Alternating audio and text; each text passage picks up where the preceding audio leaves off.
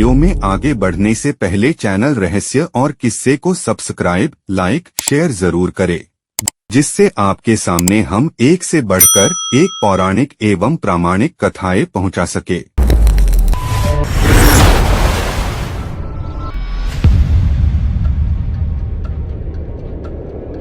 मांडौगढ़ के लिए ऊदल की टोली फौज के साथ बढ़ने लगी। ताला सैयद सिंहनी नामक घोड़ी पर चढ़े। तोपे, बारूद, हाथी, घोड़े और पैदल सब प्रकार की सेना जा रही थी। देवा ने फिर सगुन पंचांग में देखकर कहा कि क्षत्रिय भेष उतारकर जोगी वाला चोला पहन लो। पांचों योद्धा जोगी बन गए। रामनंदी तिलक लगा अपने अपने सास, सारंगी, इकतारा आदि संभाल लिए। इसी वेश में बबूल के जंगल को पार किया और फाटक पर पहुंच गए। वहां तैनात रक्षकों ने परिचय पूछा। उदल ने उत्तर दिया, हमारी कुटी गोरखपुर में है। हम बंगाल से चलकर आ रहे हैं। देवी हिंगलाज के दर्शन के लिए जा रहे हैं। रास्ते का खर्चा खत्म हो गया है। जल्दी फाटक खुलवा दो, नगर में भिक्षा मांगनी पड़ेगी। रक्षकों ने द्वार खोलने से पहले राजा की अनुमति के लिए इंतजार करने को कहा। राजा अनूप राय के दरबार से जोगियों को घर में प्रवेश करने की अनुमति मिल गई। जोगी राजा अनूप राय के दरबार में जा पहुँचे। बाएं हाथ से प्रणाम करने पर राजा को कुछ शक सा हो गया और तभी योगियों को बाहर निकालने का हुक्म दिया। तब उदल ने जवाब दिया, राजन, दाएं हाथ में माला से राम भजन चल रहा है, इससे भला प्रणाम कैसे करते हैं? राजा को बात समझ में आ गई। बगल में बैठे टोडरमल के राजा ने सलाह दी, साधु संतों से न तर्क करो, न इनकी बद्दुआ लो, जो मांगे देकर विदा करो। राजा ने कहा, जोगी आप अपना कुछ कर्तव्य दिखाएं। सबने तुरंत अपने सांस संभाल लिए। देवा ने खजरी बजाई और उदल ने बांसुरी। मलखान ने अपना एक तारा बजाया। दाढ़ी वाले ताला सैयद ने सारंगी पर गाना शुरू किया। उदल मस्त होकर नाचने लगे। राजा देख देख कर मोहित हो गए।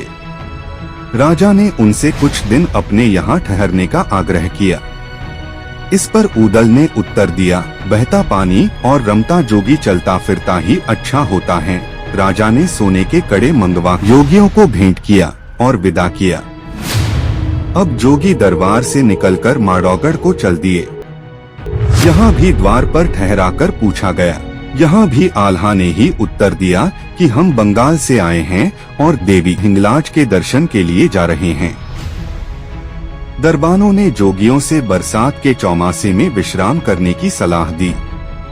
उदल ने फिर वही कहा कि बहता पानी और रमता जोगी चलता फिरता ही अच्छा होता है। दरबान ने दरवाजे खोल दिए और योगियों की टोली बाजारों में घूमने लगी। जो भी नौजवान योगियों पर दृष्टि डालता तुरंत मोहित हो जाता।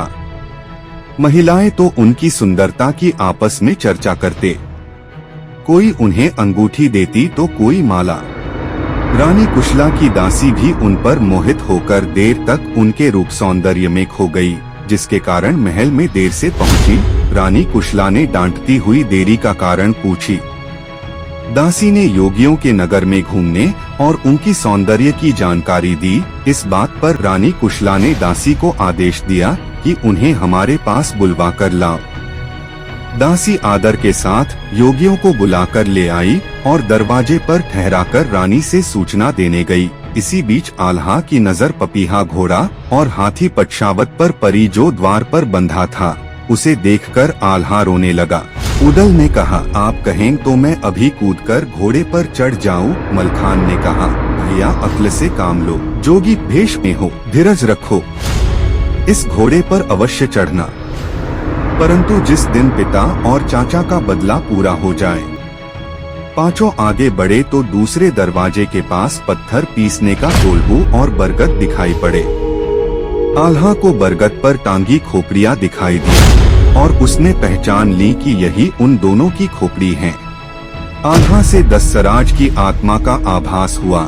मानो आत्मा ने कहा, हमें अब तक उम्मीद लगाए थे कि एक दिन हमारे पुत्र अवश्य बदला लेने आएंगे। यह बात सुनकर आल्हा रोने लगे। उदल ने पूछा तो आल्हा ने उसे खोपड़ी की तरफ इशारा किया। उदल ने खोपड़ी को झट से छाती से लगा ली और बोले, खुश होने की बात है, अब हम बदला पूरा करने वाले हैं। भीतर से दासी लौट आई। उसे किसी के रोने का आभास हुआ और बोली, सच बताओ, तुम किसी के राजकुमार हो? अभी राजा को सूचना देकर पकड़वाती हूँ। मलखान ने बात संभालते हुए बोले, आपको शायद पता नहीं, इस बरगद पर भूत चुड़ैल रहते हैं, उनकी रोने की आवाज हमें डरा रही है, इसीलिए जोगी डर गए। दासी सभी को महल में ले गई। महल की सुंदरता देखकर वे चकित रह गए। खिड़की दरवाजे सब चंदन की लकड़ी के बने थे। सामने झील थी जिसमें हंस के जोड़े तैर रहे थे। छत पर मोर नाच रहे थे। खंभों पर रत्न जड़े हुए थे। दासी ने सभी को वहीं रोककर रानी कुशला को सूचना दी। रानी ने पर्दे से पांचों योगियों को ध्यान से देखा और दासी से कहा, तूने धोखा दिया है, मैं अभी तुझे दंड दूंगी। ये जोगी नहीं हैं, ये तो कहीं के राजकुमार हैं। इनकी छवि ही बता रही है कि ये जोगी नहीं हैं। यह सुनकर उदल बोले कि हमारे राज्य में सूखा पड़ गया था। हमारे माता पिता ने बचपन में ही में जोगियों को बेच दिया। रूप तो परमात्मा का दिया हुआ है, इसे हम छिपा नहीं सकते। रानी ने कहा, तुम्हारी गुड्डी में भी हीरे मोती जड़े हैं। मलखान ने जवाब दिया, हम राजा जयचंद की राजधानी कन्नौज से आ रहे हैं। हमारा भजन सुनकर राजा ने हमें ये गुदरिया पुरस्कार स्वरूप दी हैं। तब रानी ने कहा कि आप गाते नाचते हैं तो हमें भी दिखा। फिर पांचों ने अपने अपने यंत्र संभाले और गाना बजाना शुरू कर दिया। रागरागिनी उदल ने सुनानी शुरू की। फिर मस्ती में उदल ने बजाना शुरू किया। उनका संगीत व नृत्य देखकर सारा रानी निवास मोहित हो गया। यहाँ तक कि रानी ने पर्दा हटा दिया। रानी ने नौलखा हार पहन रखा था, जिसे देखकर रुदल को अपने लक्ष्य की याद आ गई। क्रोध से नयन रक्तिम हो गए। तभी सैयद ने कुहनी मारकर चेताया कि यहाँ कुछ गड़बड़ मत कर बैठना, नहीं तो सब कुछ चौपट हो जाएगा और हम सब यहीं मारे जाएंगे। उदल के आंखों में आंसू देखकर रानी ने पूछा, यह छोटा जोगी क्यों रो रहा है? सैयद ने रानी को जवाब दिया, बाहर बरगद पर टंगी सूखी खोपड़ियाँ देखकर यह डर गया है। इसे लगता है कि पेड़ पर भूत चुड़ैलों का वास है। तब रानी ने पुराना किस्सा सुना दिया। एक दिन करिया राय ने मोहाबे में जाकर लूट मचाई थी। वो अपने साथ 10 सराज और बच्छराज को बांधकर ले आया था। उन्हें पत्थर के कोल्ह में पिसवा दिया और दोनों की खोपड़ी बरगद पर लटका दी। उन्हीं की आत्मा कभी कभी आकर बोलती है कि मोहबे में जो कोई क्षत्रिय हो, इनको ले जाकर गंगा में बहा दे और गया में जाकर इनका पिंडदान कर दे तो इनकी मुक्ति हो जाएगी। जोगियों को डरने की जरूरत नहीं, तुम महलों में अपना संगीत नृत्य दिखाओ, ये आत्माएं तुमसे कुछ नहीं कहेगी। जोगियों ने अपना संगीत जारी रखा। उदल घंटों तक नाचे। रनिवास की रानियों दासियों सब मोहित हो गई। फिर रानी ने उनको चंदन की चौकियों पर बिठाकर पूछा, तुम सबने जोगी बनने का इरादा क्यों किया? तुम्हारा असल निवास कहाँ है और अब कहाँ जाने का विचार है? उदल ने बताया, हम बंगाल के रहने वाले हैं। गोरखपुर में हमारा आश्रम है। गुरु गोरखनाथ के शिष्य हैं हम। अब हम हरिद्वार जा रहे हैं। वहाँ गंगा में डुबकी लगाकर हिंगलाज माता के दर्शन करने जाएंगे।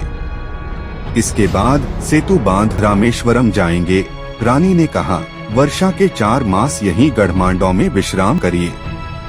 मेरी बेटी विजया और बेटा करिया आपकी सेवा करेंगे। राजपाट चाहिए तो राज दे देंगे।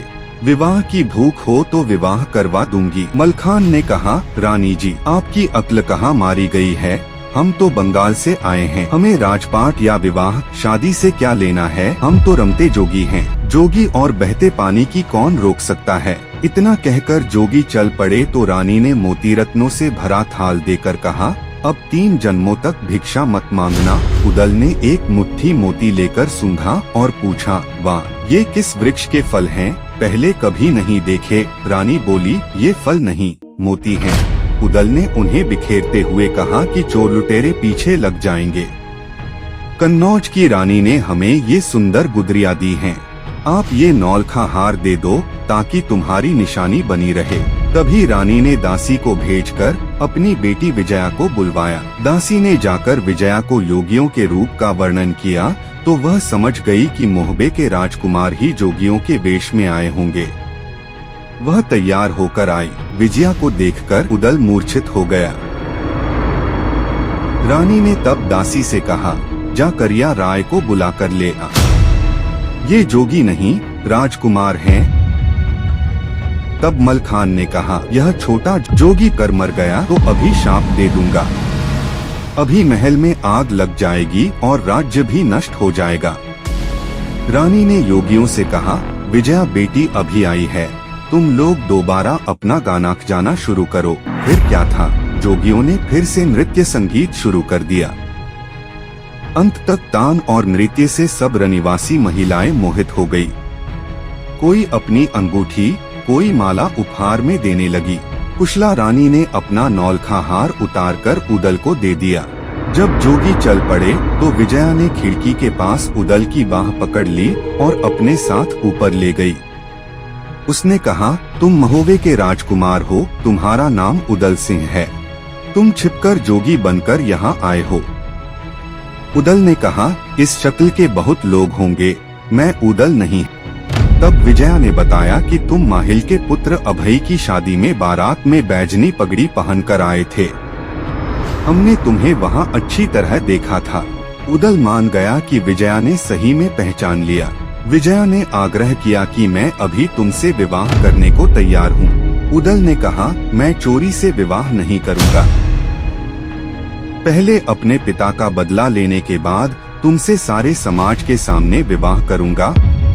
विजया बोली, आप गंगा की कसम खाओ। उदल ने कसम खाकर विजया से विवाह करने का वचन दिया। फिर विजया ने बताया कि मांडव राज्य के 4 किले हैं। एक में अनूपी भाई राज करता है, दूसरे में बड़े भाई सूरजपाल का शासन है, एक में करिया राय राजा है, तो लोहागढ़ में स्वयं मेरे पिता जम्बे राज करते हैं। लोहागढ़ का तो मार्ग ही बहुत कठिन है। आप पहले वबुल वन को मैदान बनाकर अपनी सेना वहां एकत्र करो, फिर नीति पूर्वक योजना बना। अब उदल द्वार की ओर चल पड़ा। जोगी बने सब बनाफर द्वार पर प्रतीक्षा कर रहे थे। पूछने पर उदल ने सच सच बतला दिया कि उसने विजया से विवाह का वायदा कर लिया है। इस पर आल्हा और मलखान ने कहा, पहले जिस काम के लिए आए हैं उस पर ध्यान दो। सब लोग आगे की ओर चल पड़े। चलते हुए लोहागढ़ पहुंच गए। द्वारपाल ने जम्बे राजा को सूचना दी और उनके भीतर आने की अनुमति मांगी। जम्बे ने उन्हें अंदर बुलवा लिया। अंदर जाकर दरबार की शोभा देखकर वे हैरान रह गए। यहाँ भी उन्होंने बाएं हाथ से प्रणाम किया। करिया राय भी राजा जम्बे के साथ बैठे थे। राजा ने जैसे ही बाएं हाथ से सलाम करते देखा, क्रोधित हो गया। उदल ने तुरंत कहा, जिस हाथ से हम माला जपते हैं उससे आपको प्रणाम करेंगे तो योग भंग हो जाएगा। राजा सुनकर प्रसन्न हो गया। राजा ने प्रश्न कर दिया, तुम्हारे माथे पर पगड़ी का निशान नजर आ रहा है।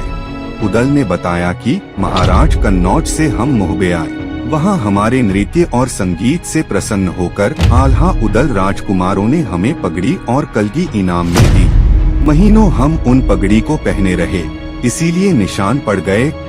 राजा दलील सुनकर संतुष्ट हो गया और फिर अपना खेल प्रारंभ करने को कहा। क्या जम्बे राजा आल्हा उदल की टोली को पहचान पाएंगे? आखिर क्या होगा जब इन लोगों का भेद खुल जाएगा?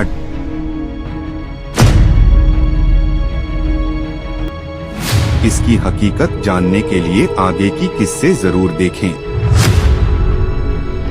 तब तक के लिए नमस्कार।